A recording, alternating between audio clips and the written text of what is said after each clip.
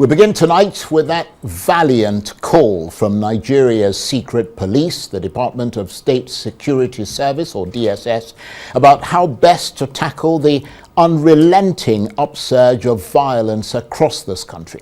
Violence that's burned through the regions like avenging demons.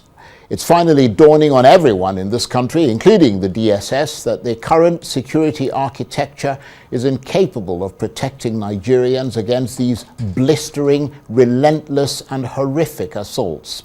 So now Nigeria's secret police, the DSS, has added its powerful voice to the call for the involvement of local communities in their own security. Its Director General has called for every community to have its own vigilante outfit licensed to carry appropriate firearms and to act as the first line of defense against violent criminals. But there are many who worry that giving firearms to ordinary people could increase rather than reduce communal conflicts and lead to the violent settlement of personal scores and possible misuse by politicians. So what's the best way to ensure that these excesses do not occur? Well, for more on this, I'm joined now in the studio by the public affairs analyst and editor-in-chief of Daybreak Newspapers, Dr. Austin Maho. Good to see you, Dr. Maho. Yeah, Charles. It's been a wee while. Yeah, quite a while. Thank you very much indeed for coming in. Yes. Just lay out for us, as you see it, the position of the DSS, the Director General, in fact, of the secret police, the DSS, on this issue of involving local communities in their own security. I would say it's more like, the security situation we have found ourselves in Nigeria has remained intractable for several years, and it amounts to thinking outside the box. We do things differently. I've always believed, or if you listen to the wisdom of the ancient, they will always tell you that, look, a fort can only be destroyed from within. So if you take that into perspective also, it means that a fort can actually be strengthened from within. So what that means is that what the DSS is offering as a solution, which I call thinking outside the box, is look, we have been doing this in a certain way for so many years. Let's do it differently with the hope that things may be different. And theoretically, if you look at the literature, it is supported. Literature on sustainable peace building. The commonest one is the one you call democratic peace theory. And the second one is community sustainability peace theory, or what you call community peace building or community capital peace building effort. The first one has to do with democratic peace theory. Means that, look, if you have a democratic structure in place like we have in Nigeria, it enables people to feel involved in governance. We know what democracy is about. Government of the people, for the people, and by the people. So people will naturally feel comfortable in a democratic government because they are actually participants in the democratic process. So which means, because you are part of the government, you are part of those that elected the government to come into power, it is expected that you help the government to grow. You contribute your quota to the development of the state because it's a democracy. But when that doesn't work, you now go to the micro level, another level of peace building, which, like I said, is supported by the literature, which is using communal effort to build peace in the community. And it's simple, like the literature equally says, it means the first line of defense when it comes to strengthening the fort, the communal fort, like I said, should be the people. The people will have a sense of belonging, that the community belongs to us. Nobody is coming from outside to come and protect you if you don't do it yourself. So we cannot, this old and tested method of believing that the security agencies will protect you is not working. So we need to create, as a country, another layer of protection so that the community are empowered to be able to defend themselves against external marauders. And presumably your newspaper, because a number of media organizations, I think Vanguard, a few others, have endorsed this. Presumably your newspaper, Daybreak, has as well. Yeah, we endorse it on the basis that, look, if you look at Nigeria, I've listened to the Director General of the DSS speak about this issue. You know, I've looked at the pros and the cons. Some people will say, look, doesn't it amount, I'm playing the devil's advocate a little here, doesn't it amount to the state shirking its responsibility? Because if you look at section 14, chapter 2 of the Constitution, it states clearly that, look, that the security and welfare of the Nigerian citizens is the responsibility. Yeah, but the argument could be made that those people in the community, I mean, you're going to train them as police. They're just vigilantes. They're called vigilantes, but they're simply another layer of the state, because the state is training them to become police people. Just like you take people, you know, they apply for a Charles, job, you train them, and that's it. You've answered my question. That's because I was actually looking at the argument against it. Right. That it amounts to the state, dumping its responsibility to the community. And what I'm trying to say, which you have emphasized, is no, that's not the case. Because the state will equally be involved in the training of these local vigilantes. The state incorporates them into its system. Take ownership of it, provide the regulatory basis for it to work, you know, look for trusted people, not jobless people, people who have who are stakeholders in those communities, to be able to contribute to the security of those communities. Because whether we like it or not, there's nowhere in the world where you have security, where you can have security presence, agencies being present 24/7 every day of the week throughout the year. It's not possible. So even where they are available, there's have to be what I call first line of respondents, where an emergency situation arises. And that is why some of us have thrown our weight behind these ideas. Right. Behind these ideas. Yeah, but just lay out for us, because I mean, we have an international audience as well as a Nigerian one. I mean, lay out for us the state of insecurity in this country that has made it paramount and urgent for this kind of policing that hasn't prevailed in Nigeria for many years to suddenly become, you know, something fairly urgent. Very urgent, to the extent that, look, if you look at the country, Nigeria has been facing many, across the entire country, you know, almost 1,000 square kilometers of the country is being besetted by security challenges. And all these security challenges we see in Nigeria, they have different dimensions. In the Northwest, people will say jihadist elements, you know, who have sworn to take over the place. And, jihadist Islamization, Islamic agenda. In the Northwest, in the Northeast, we know what is playing out. They've infiltrated those areas. In the Middle Belt, many will say there are a lot of communal clashes. So the kind of security challenges we face in Nigeria is more is not a multi-headed hydra, which you cannot actually say one solution. You can't devise one solution to deal with all the situation, but a solution that can actually, you know, beyond what the security agencies are doing, deal with is communal effort. Right. And that is why this is very important. And that is why some of us support it. Right. Because there's no one fit solution. One size fits all. Yeah, to deal with this, this situation. More, I mean, the community policing, you talked about the North Central region, for example, where we've seen a lot of community clashes and a lot of, people supposedly, herders and stuff coming in and clashing with farmers and killing a lot of people and so on.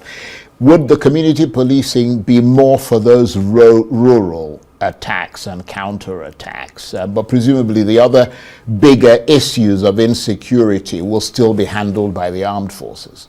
Yeah, because I mean, I don't see a bunch of people with being able to. I mean, you have, for example, in the Northeast, when Boko Haram or ISWAP, when they move in, I mean, there are hundreds of them, You see what I mean? And they rampage through villages Charles, and that kind of thing. I mean, that is why I try to segment the problem. Right. We have communal clash. You have communal, what I'll call communal clashes. And when it comes to communal issues, local community, within any region of the country, is purely communal, and it can be dealt with this model of security on a very local level. Yes, to deal with it. But when it comes to more expanded ones, where you have jihadist element, you have essentially a war.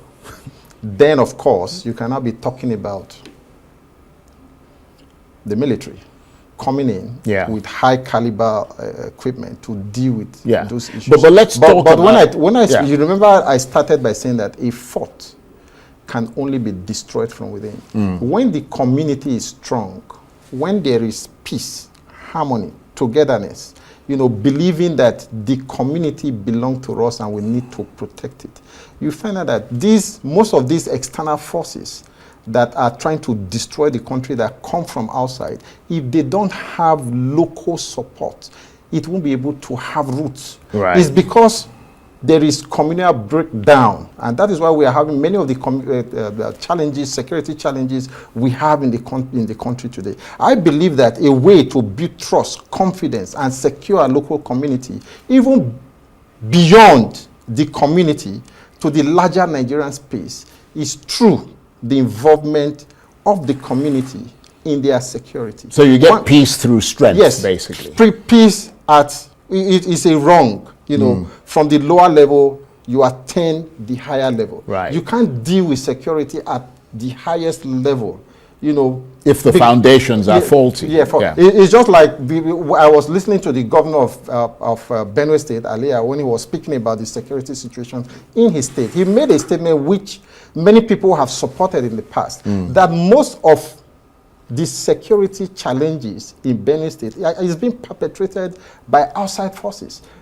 People coming from Cameroon, from Niger, infiltrating their state with weapons and causing havoc. Right. So which means these are not local elements. So for you to deal with it, you have to empower the local community. And of course, there will be guidelines. No, absolutely. Of course, there will be guidelines. So what we expect... But you also have, sorry to interrupt you, but you've also got intercommunal clashes. I mean, between one group and another group that live locally.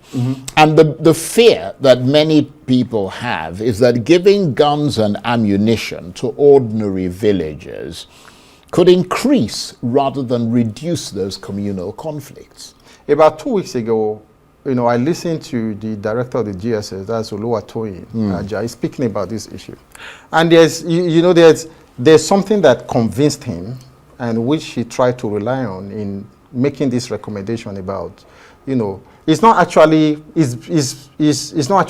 I don't want to use the word community policing from my understanding of what it's vigilantes. Yes, is trying to do. He gave an example of communities where this concept has been tried out in places like Azare, in Bauchi State, Borno State, and a place called, there's one community in Bauchi State again, Tafawa Balewa, where it has been tried out. And what he was saying, I listened to him very carefully when he was granting the interview.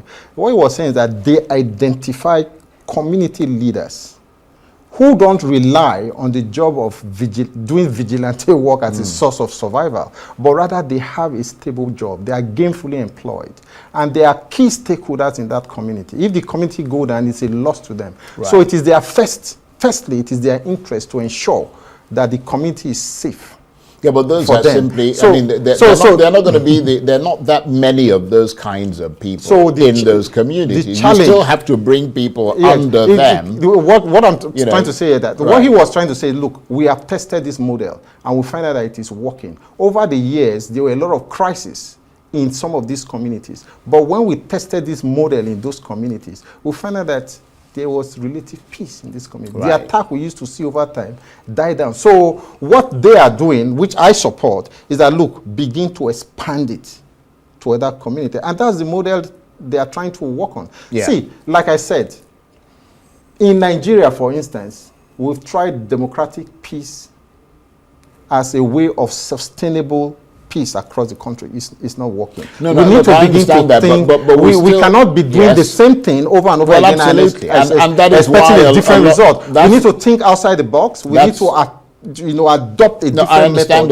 in dealing with the that situation. Is why a lot of people are leaning towards supporting this school of thought. But they still have to raise questions in order to be sure that we're not going from the frying pan into fire. And some people have said that, if you assess the current security situation in the country, a lot of it is driven by poverty. Could we end up having community policing or vigilantes or whatever, and things simply get worse because of the state of hunger in this country? Because you're not improving it's not like you're going to be paying them a lot of money. And you may not be paying them at all. You're paying them minimally, and then you're giving them guns and ammunition. You see what I mean? There are a lot of challenges. When you look at the security situation in Nigeria, you can link, it has many legs to it. Yeah. And one of them is the one you just mentioned, which is, the hunger, poverty, as a driver of insecurity.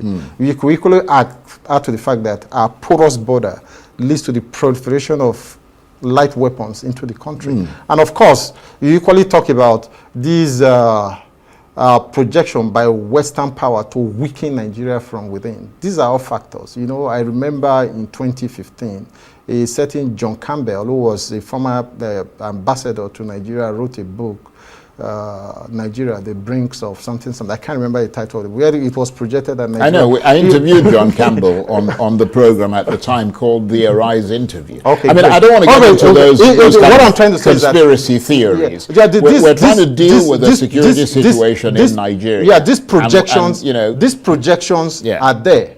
But what do we do as a people? Are we going to allow this projection that Nigeria is going to... There are external factors militating against... I'm not worried about... Look... Yes, but the point I'm trying to make is that, look, we have to look beyond all this and look and try to support the security agencies to be able to build, a communal effort towards providing security. Okay, we're fast running out of time. We've got less than 4 minutes. What about possible misuse by politicians? That is why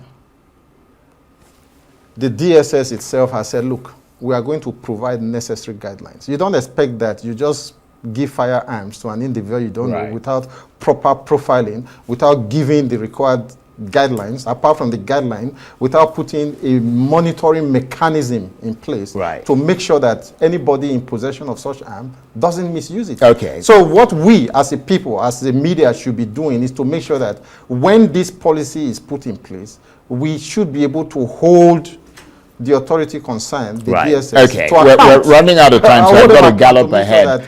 Obviously, the result we expect is achieved. The DG of the DSS is supposed to be quite influential. How much is this ringing endorsement for involving sort of local communities officially in their own security likely to be hearkened to by the politicians who will have to make the decision, and presumably that process would have to go through the National Assembly and all the rest of it before it gets, to the phase where it actually gets implemented? Each time I listen to him, I am speaking for it, and I've written an editorial about it in my newspaper because I support it, because I'm convinced, because I bought into the idea, and because I feel that, look, we've tried other models, it's not working. We need to do something. You've said all that, but I need to get to the answer because we're running out of time. The point is that based on all this, the politicians need to support it because there's no alternative. And they need to support it and put a monitoring mechanism in place, if possible, an appropriate legislative framework should be but developed. It will need to go through the National Assembly. Yes, that's why I said the legislative framework to support the effort of the DSS towards securing our communities. Dr. Austin Maho, it's a pleasure to have you here. Thank you very much indeed. He is a public affairs analyst and editor-in-chief of Daybreak newspapers. Good to see you again.